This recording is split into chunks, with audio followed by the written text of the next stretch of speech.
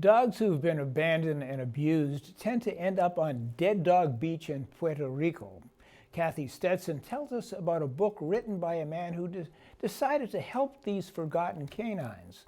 Now, we should warn you, some of the images included in this review may be disturbing to some viewers. The Rescue at Dead Dog Beach by Stephen McGarva is a story about a man and his wife who were transferred to Puerto Rico for his wife's job.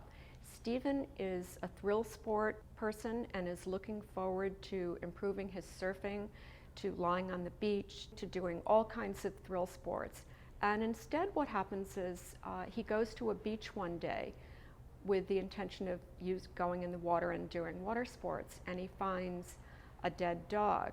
And he buries the dog, and then another dog limps out of the woods, and he gives that dog medical attention. And incrementally, he starts to go back to the same beach, which is known locally as Dead Dog Beach, every day. And as the book progresses, he has 70 dogs who come out of the woods towards him. The dogs are all starving, and he and his wife spend $1,000 a month on dog food for them. And he's also doing veterinary care for them. Surprisingly, most of the vets in the area don't want anything to do with the situation, and the one dog rescue place on the island is already completely maxed out. It's a place where when people no longer can care for their animals, they just drop their animals at this beach.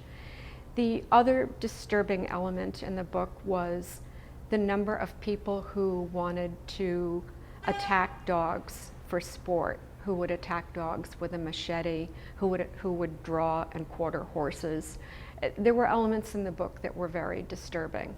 He does eventually find a network of people that are willing to help pay for dog food and help pay for vet bills, and he establishes a link with animal rescue shelters in the United States, so he's able to get some dogs to the United States.